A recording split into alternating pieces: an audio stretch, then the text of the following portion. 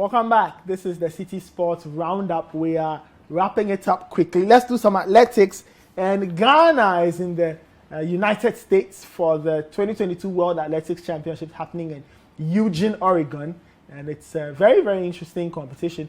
Aside the Olympic Games, this is the other most important thing in world athletics, where people get to see who's the best in whatever it is they are doing, whether running, throwing, or jumping. Now, Team Ghana will be taking part in a number of events. The women's long jump.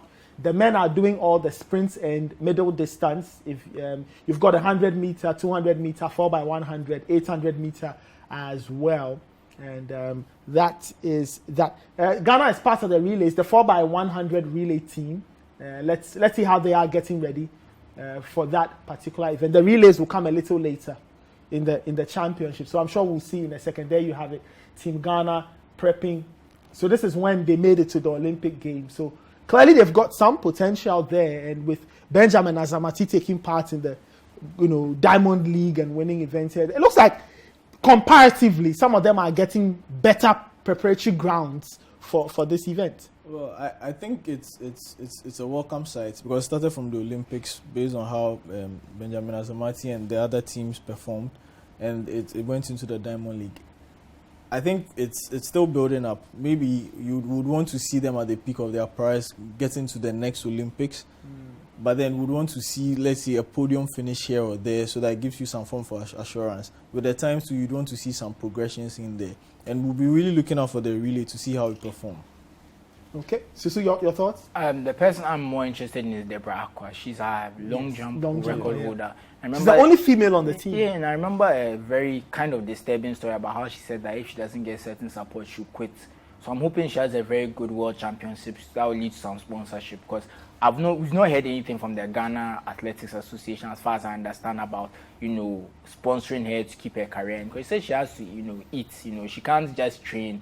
She needs some money to train, pay for everything. So I'm hoping she has a good world championship, get some sponsorship from that.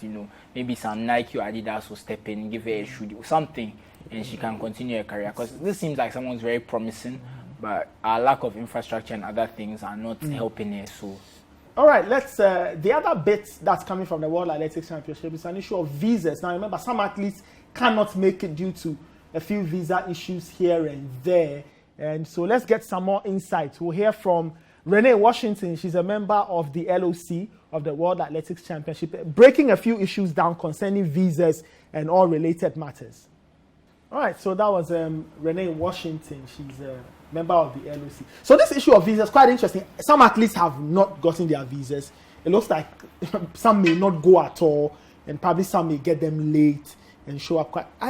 Wow. I mean, I figured that for an event like this, there would be a bit of a dispensation for athletes. I don't know what's going on. I don't think they can afford to. Because remember, there's always a story at some Olympics or something about some athletes running out. So they have to do this. And that's the problem, because of some of the behaviors of certain people. We don't need to get into why they do these things, but once people are doing these things, you can understand. They want certain people in their country. They have mouths to feed. So it's very difficult, but it just makes it for a less interesting event, and it's very unfortunate, because you want the best of the best to be there, and it's so sad when someone misses out because of something as bureaucratic as a visa issue or something like that. It's very unfortunate, but it is what it is, and it's part of the world we live in. I think I tend to side with Susu on that, because you train for years, you train for months, looking up to a tournament, and because of one flimsy reason or another, you are not given the chance to compete on the highest level. You are not given the chance to prove yourself.